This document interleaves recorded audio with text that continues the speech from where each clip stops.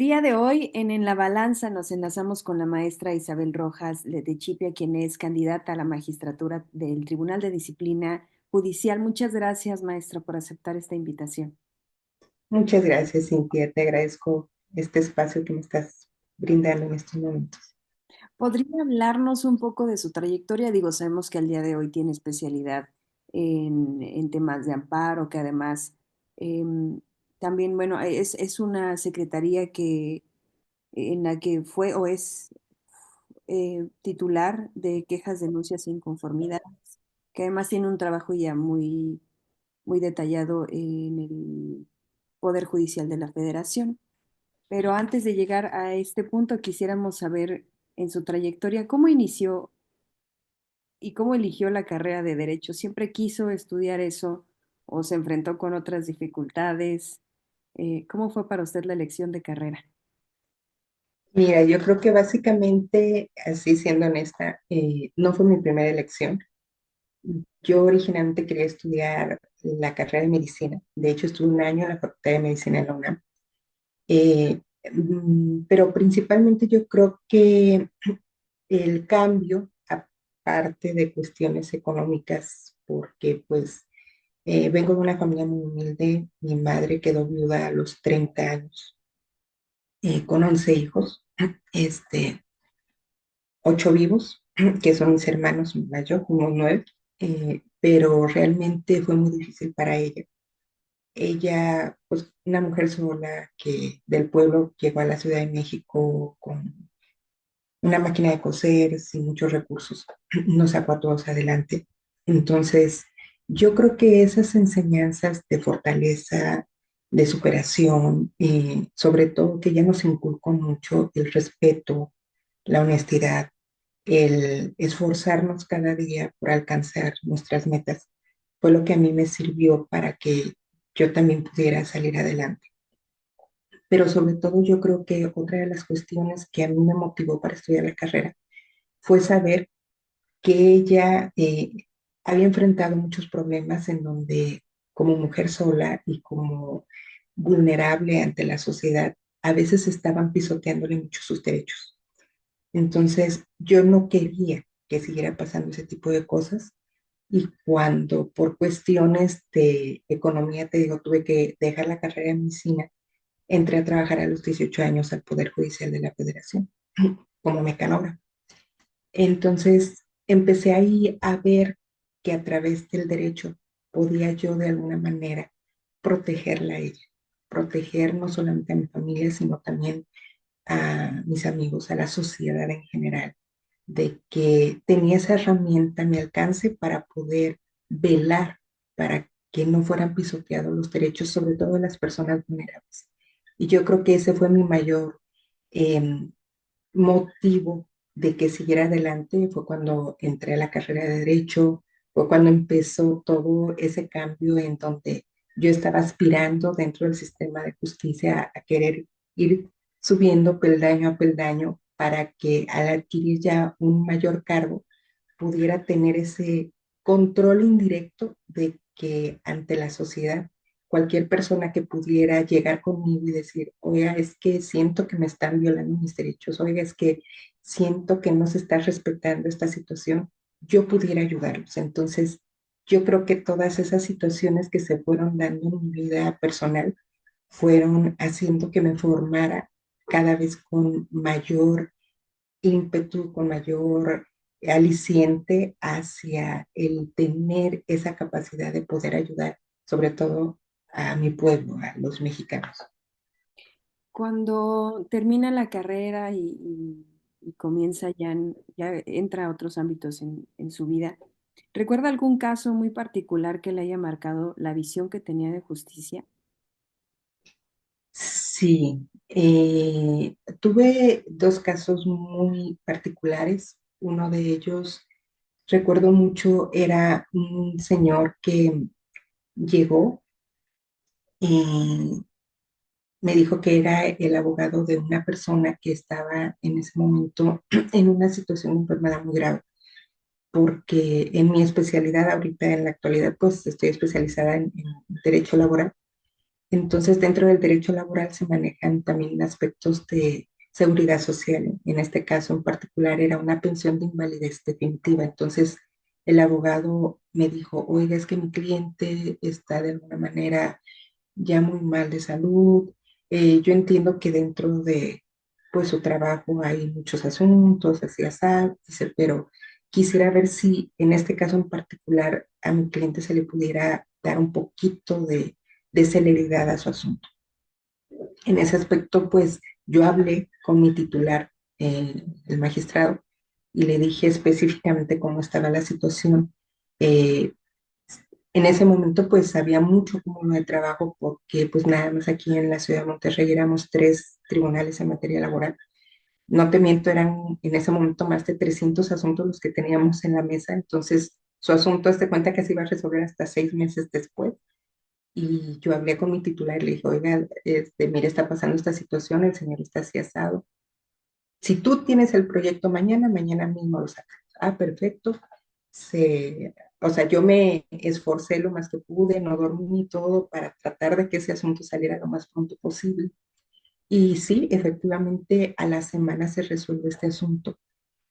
Pero ahí fue una cosa que sí me conmovió mucho porque cuando llega nuevamente el abogado, me dice, licenciada, le agradezco que le haya dado celeridad al asunto, dice, pero desafortunadamente nuestro cliente falleció.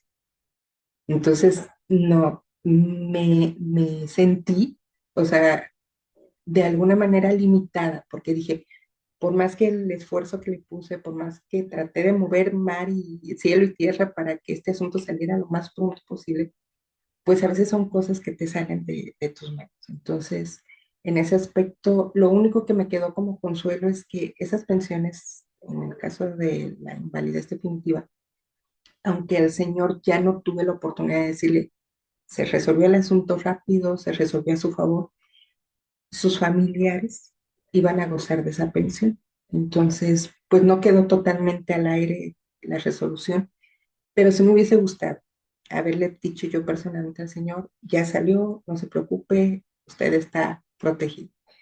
Ese fue un caso en particular. Otro que tuve también fue de otra persona que también era un trabajador que había sido despedido porque por un accidente de trabajo le hicieron una operación que dañó sus órganos internos, entonces quedó mal.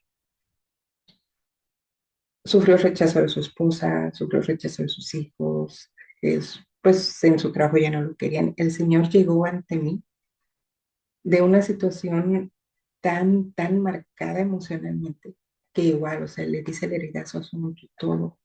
Fue un caso muy bonito porque había, si tú quieres jurídicamente, más elementos para que se resolviera en contra que a favor. Sin embargo, busqué de todas las maneras para que el señor por lo menos le fueran pagados sus salarios caídos y que él de alguna manera pudiera retomar o resurgir a la vida como persona. Ahí sí tuve la posibilidad de que el señor, cuando vio que su asunto había sido resuelto a favor, porque encontré los elementos jurídicos, no nada más era, a veces, aunque tengas toda la intención del mundo, jurídicamente no se puede, pero en este caso sí lo encontré. Me pasé noches en vela para buscar la manera de apoyar a esta persona jurídicamente. Y quedó tan agradecido el Señor que me dijo, gracias a usted, mi vida está teniendo un nuevo principio. Entonces, esos actos son los que de verdad te llenan, porque tienes ese acercamiento con las personas, tienes ese acercamiento con la sociedad. Y yo creo que así como yo lo he vivido, sí quisiera que la mayoría de los que ahora van a estar en los papeles de juzgadores y juzgadoras tuvieran ese acercamiento, porque a veces sí nos hace falta. Yo sé que a veces también por el hecho de que tenemos mucho cúmulo de trabajo, estamos muy encerrados las 24 horas del día resolviendo proyectos. No nos damos ese tiempo o a veces nuestros titulares también limitan ese acercamiento de que no, es que mientras menos estés teniendo ese contacto con la gente, no te vas a apasionar tanto con el asunto, no entras en irregularidades. Yo lo entiendo, o sea, hay una línea muy delgada entre lo que debe ser y lo que puede ser. Pero yo siento que sí hace falta ese contacto porque de alguna manera empatizas con la gente. y sabes cuáles son sus verdaderas necesidades cuando van y solicitan precisamente el que se les apoye y se les pueda dar ese, ese acercamiento hacia el juzgador o hacia la juzgadora para que vean realmente su caso y tengan esa posibilidad de a veces, como en los casos perdón, esos casos particulares que yo tuve, de que a lo mejor dices, sí, jurídicamente como que hay un cuadro en donde no me puedo salir, pero si ya sabes de antemano cómo está su situación en particular de esa persona, te puedes ir hasta, no sé, tratados internacionales, a cuestiones teóricas de hace muchos años o lo que sea, para encontrar alguna, aunque sea mínima posibilidad de que ese asunto pueda resolverse a favor de esa persona. Pero sí necesitas esa empatía, ese acercamiento, porque de lo contrario, tú nada más te vas a cerrar en ese cuadro de que la ley dice esto y así lo voy a hacer. Entonces, yo sé que sí hay limitantes, pero también a veces hay ciertas atenuantes en donde tú puedes, ahora sí que buscar en libros, te vuelvo a repetir, en convenciones americanas, en lo que sea, con tal de que de alguna manera tú puedas encontrar alguna posibilidad para ayudar a esa persona. Maestra Rojas, ¿y qué la lleva a postularse a este tribunal en específico? Yo creo que mi principal motivación ha sido que durante los 35 años que ahorita tengo dentro del Poder Judicial, he tenido, tanto en mi experiencia personal como en lo que he visto en compañeros de trabajo, muchas anomalías.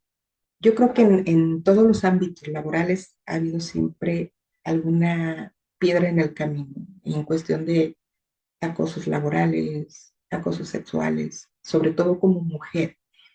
Desafortunadamente nosotras como mujeres tenemos a veces ese impedimento al que no puedas ascender a ciertos cargos, a que no puedas tener esa posibilidad de crecimiento, porque como que te van limitando. Desafortunadamente todavía hay muchas tabús o muchas cosas entre la sociedad que nos limitan a nosotras como mujeres y sobre todo en el ámbito profesional. Entonces, yo viví, te digo, algunas experiencias no muy gratas, en donde tuve que aferrarme y esforzarme a veces de más para lograr alcanzar mis metas. Y también vi muchas cuestiones de titulares que sí humillaban al personal. Entonces, todo ese tipo de cosas sí me hacían sentir que había en algún momento esa posibilidad de yo poderlos ayudar.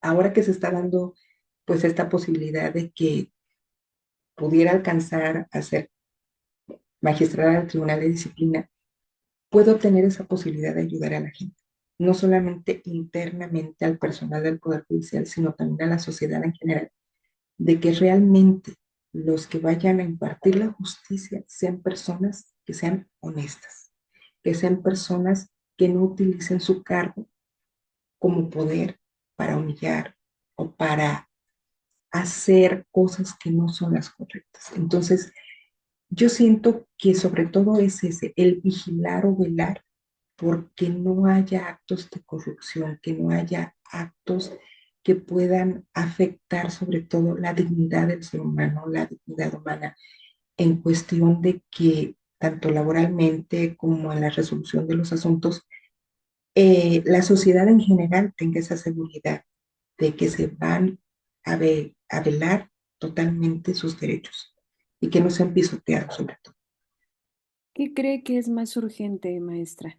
Que se le dé capacitación a jueces, bueno, que también se menciona en una de sus visiones en el Conóceles del INE, Uh eh, -huh. que se le dé esta capacitación a los grupos de trabajo, a los jueces, o que se le dé el acceso a la justicia a los sectores vulnerables del país que, pues, uno pensaría no acuden pero el tema es más bien que no existe esa facilidad para que ciertos sectores acudan a pedir justicia. Yo creo que ambas cosas van de la mano. El que tenga la preparación un juzgador debe de ser importante, pero no solamente en capacidad jurídica, sino en capacidad de humanidad. Lo que te decía hace un momento, o sea, el que haya más acercamiento de los juzgadores ante la sociedad va a permitir de que ellos tengan un panorama más general de cuáles son esas necesidades reales, palpables del pueblo. Entonces, es ir de la mano, o sea, el llevar a los juzgadores a que tengan mayor preparación, mayor empatía, mm, me atrevería a decir que hasta hacerles estudios psicológicos, porque a veces también todos en algún momento, o sea, yo creo que nadie nos hemos zapado de, por problemas personales, a veces influyen de alguna manera nuestros comportamientos, tanto en familia como en sociedad, como en nuestra cuestión profesional. Y yo creo que ahí sí sería muy importante también ir desechando a aquellas personas que a lo mejor no tengan ese, ese control en su persona para no solamente desarrollar su profesión, sino también para tener esa empatía con el pueblo. Y en el caso de la sociedad, yo siento que sí es necesario que se abran más ámbitos para que la justicia sea más accesible, sobre todo para las personas más vulnerables que tengan escasos recursos o en cuestión de, por ejemplo, también hay mucha diversidad, personas invidentes, personas sordomudas, personas indígenas que a lo mejor hablan todavía dialecto, que la justicia les pueda proporcionar mayores traductores en su dialecto para que cuando lleguen a un juicio oral, por ejemplo, puedan ser ellos escuchados y entendidos en ese ámbito, en su dialecto, a los invidentes que el sistema de justicia también piense en ellos para que tengan un sistema braille que les pueda proporcionar mayores elementos. Y en fin, o sea, yo creo que hay muchas situaciones en las que todavía nos hace falta tener esa sensibilidad para esos grupos vulnerables y que haya ese acercamiento y que haya más difusión hacia el pueblo de lo que realmente se desempeña dentro de la impartición de justicia, porque de las personas que han llegado, te digo, conmigo o han tenido ese acercamiento, a veces no saben ni siquiera por qué están ahí o qué está haciendo su abogado con su asunto. Oiga, licenciada, es que yo nada más sé que fui con mi abogado y le presenté estos documentos, pero no sé qué va a pasar. No, mire, y a veces yo me pongo a explicarles, es que va a empezar con esto, la presentación de la demanda, sí, o sea, pero no necesitamos llegar hasta ya la última consecuencia. Yo creo que la persona que va a solicitar la justicia o la impartición de justicia debe saber, ya sea a través de su abogado, que él contrate, o también a través de un asesor gratuito, que le explique detalladamente y ya ni siquiera con términos jurídicos, porque desafortunadamente, te lo digo por experiencia, hay muchos compañeros míos que hablan, les digo yo, demasiado rimbombante jurídicamente y la gente no entiende. Tenemos que bajarnos a ese nivel del pueblo y explicarles como, no sé, como yo como madre con mis hijos cuando estaban chiquitos, no les podía hablar aquí muy a mi forma de ser, sino, hijitos, miren, es que más ves así por esto y esto, así al pueblo, explicarles realmente cómo se va llevando de la mano todo el procedimiento de la impartición de justicia para que ellos puedan entender y esas mismas herramientas de entendimiento de cómo es todo el proceso, de por qué se inicia, cuáles son sus etapas intermedias, cuáles son los términos o los tiempos en que se va a resolver su asunto, de cuáles son todas las etapas del proceso, ellos al tener todo ese conocimiento ya puedan, ahora en el nuevo órgano que se va a implementar, que es el Tribunal de Disciplina, llegar y poner la queja. Oigan, ¿saben qué? Este juez no está resolviendo en el término. Oigan, ¿saben qué? Este juzgador se saltó esta etapa. Oigan, ¿saben qué? Este juzgador está violando este derecho por esta razón. Pero ya van a tener un conocimiento más general, porque desafortunadamente yo creo que pasa como en cualquier carrera. Si no te lo explican, o cuando llegas con el médico que te habla de términos médicos, pero tú no tienes conocimientos médicos, pues no vas a saber qué cosa te está pasando a ti. Hay que ser, yo creo que en ese aspecto, claros y precisos, pero que esa claridad sea al nivel del pueblo mexicano que lo entienda, para que ellos, a su vez, cuando puedan interponer una queja, una denuncia en contra de un juzgador ante el Tribunal de Disciplina, ya lo puedan hacer correctamente y no nada más ellos digan, ah, pues es que me violaron mis derechos, pero bueno, ¿qué derechos te violaron? Tienen que ser más específicos en ese aspecto. Maestra, ¿y qué en este caso del Tribunal de Disciplina, que son los que vigilan a quienes imparten la justicia, qué podría ser, qué garantizaría que sí sea una justicia que no encubra a sus o a miembros de las élites del poder? Y ¿Qué tendría, cuál podría ser la garantía para que eso no ocurra? siento que como todo, porque de hecho te soy honesta, yo cuando me titulé, mi tesis fue enfocada precisamente cuando por primera vez dentro del Poder Judicial se creó el Consejo de la Judicatura. Y yo la verdad sí hice una crítica en ese punto porque estaban en ese momento apoyándose en un Consejo de la Judicatura respaldado de un organismo administrativo que dependía en ese momento en Estados Unidos como un control para juzgar a sus miembros internos, perdón, no en Estados Unidos, en España. En ese caso, yo en ese momento sentí que íbamos a caer en muchas contradicciones, porque a veces puede ser juez y parte, en este caso, en el aspecto de que dices, bueno, ¿quién me va a mí a decir que yo estoy cometiendo un acto incorrecto si está dentro del mismo sistema? En el caso de México todavía no estábamos en ese momento preparados para tener ese sistema que en otros países anglosajones, en donde de alguna manera tanto la idiosincrasia y otras cuestiones ya de peso eran muy diferentes a como en ese momento se estaba viviendo el primer cambio al Poder Judicial. Ahora en este momento yo siento que sí va a haber a lo mejor al principio algunas situaciones que pudieran ser controvertidas, sobre todo por la cuestión de que pues es una reforma demasiado fuerte a como se conocía el modelo del sistema judicial.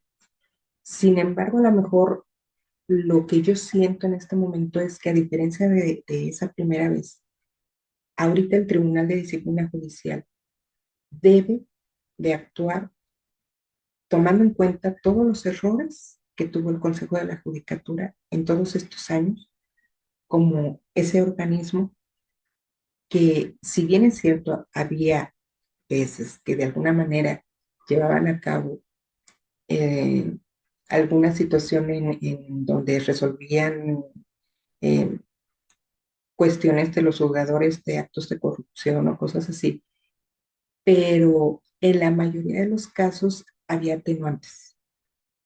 Yo creo que de esa manera todos esos errores que se vivieron en su momento hasta ahorita antes de las reformas, siento yo que el Tribunal de Disciplina las tiene que considerar, que ya no haya motivo de que por amistad, que por compadrazgo, que porque es que él tiene apoyo de no sé quién y que por eso había que bajar un poco las sanciones a ese juzgador. Siento que ahorita debe de haber otras situaciones que sean de más peso y sobre todo que debe de haber realmente un procedimiento tal en donde realmente se fijen todos los pormenores en que el juzgador pudiera incurrir en una situación irregular.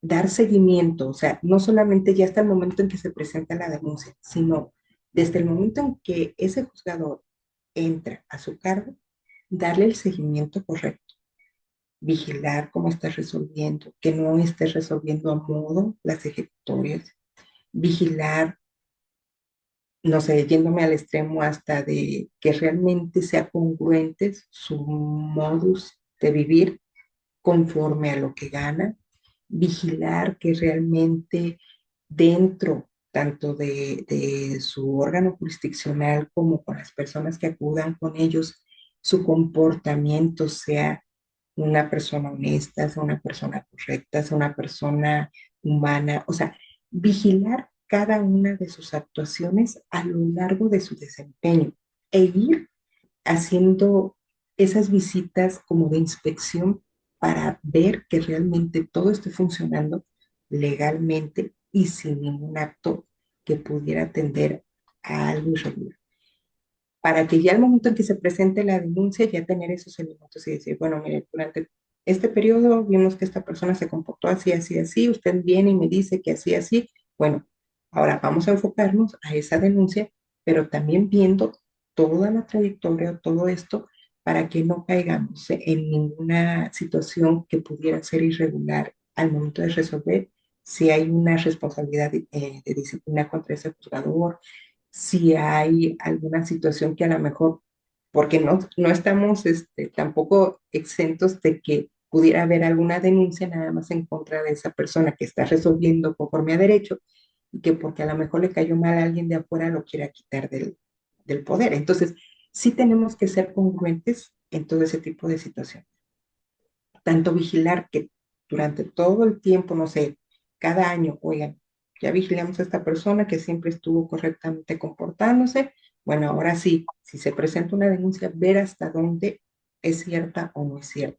O igualmente, vimos que durante todo ese año sí hubo cuestiones que tanto su personal o como personas que fueron ante él a solicitar algún asunto, había algún indicio que pudiera decir que había algo raro, bueno, la denuncia, entonces abrir los ojos, parar las antenitas y decir hasta dónde esta persona realmente está incurriendo en una responsabilidad. Pero sí, te vuelvo a repetir, a veces pareciera ser que dentro del mismo sistema estamos siendo juez y parte.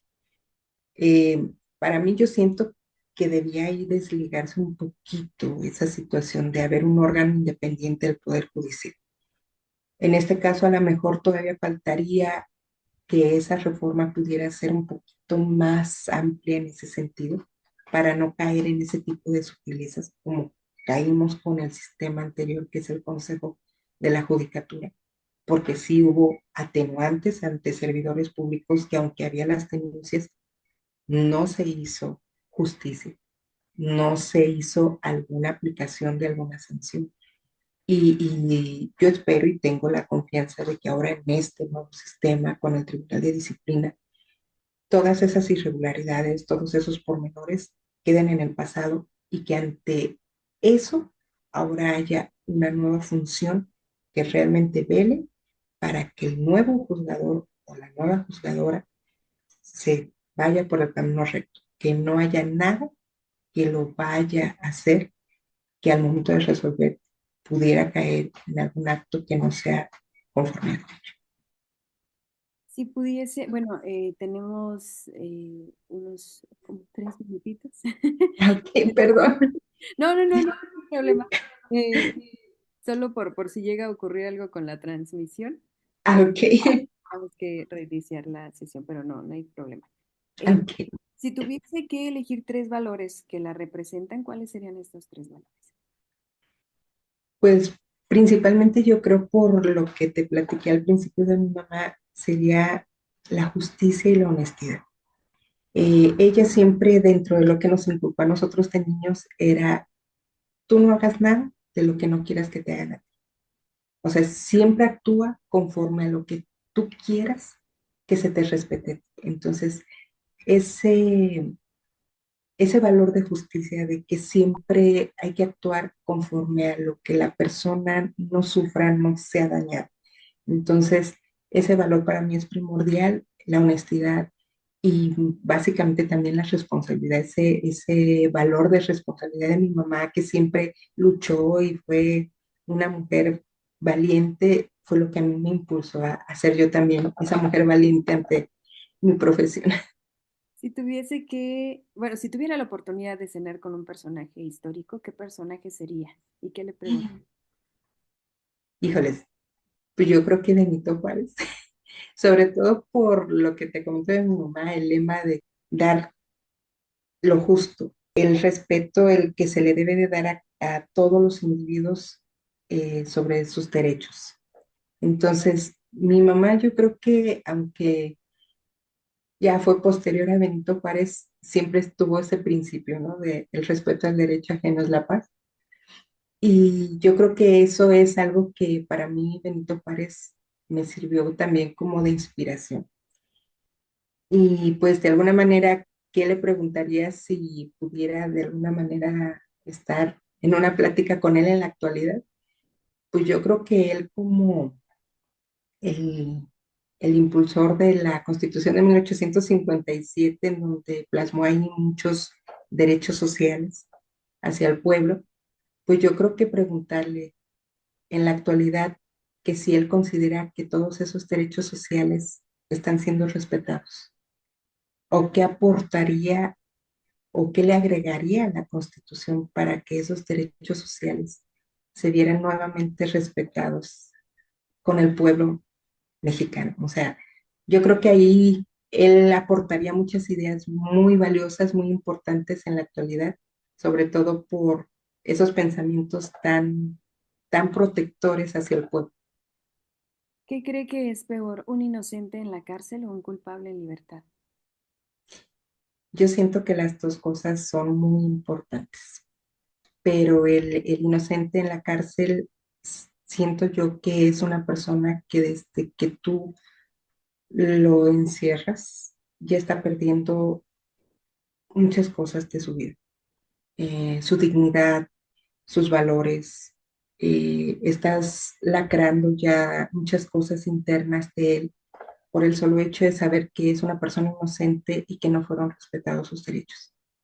Y en el caso del culpable en la calle, sería el que de alguna manera nosotros como sociedad nos sintiéramos inseguros de saber que esas personas no fueron apresadas, que no fueron llevadas a juicio correctamente. Y entonces con esa inseguridad nosotros también tendríamos esa desconfianza ante el sistema de justicia de que no está velando por los derechos como debe de ser de nosotros mismos como pueblo. Yo creo que ahí sí el nuevo sistema de justicia judicial debería de velar por esas vicisitudes en donde realmente se juzgue y se lleve a la cárcel a la persona que tenga todo el perfil o de acuerdo a todo el proceso judicial que se lleve, que sea una persona que realmente sea culpable y velar porque ningún inocente vaya. Y en una palabra, ¿qué significa la justicia para usted? Pues yo creo que empezando de que la justicia es dar a cada quien lo justo o dar a cada quien lo que le corresponde. En este caso es que realmente no haya privilegios al momento de juzgar, que siempre haya una justicia pareja para todos, que siempre se vele porque los derechos de la sociedad estén protegidos y sobre todo que se apliquen sin privilegios, porque si no, en ese caso, no podríamos hablar de una justicia. Si nada más es para un grupo determinado, no. Debe de ser realmente aplicar la ley a todo el pueblo conforme a derecho. Maestra Rojas, muchísimas gracias. Le deseamos mucho éxito. Ay, muchas gracias, Cintia, y nuevamente les agradezco por este espacio aquí en La Balanza y pues esperemos que ahora el 1 de junio la gente tenga oportunidad de votar. Soy su candidata María Isabel Rojas Letichipia al Tribunal de Disciplina Judicial como magistrada en la boleta turquesa, el número 15. Muchas gracias.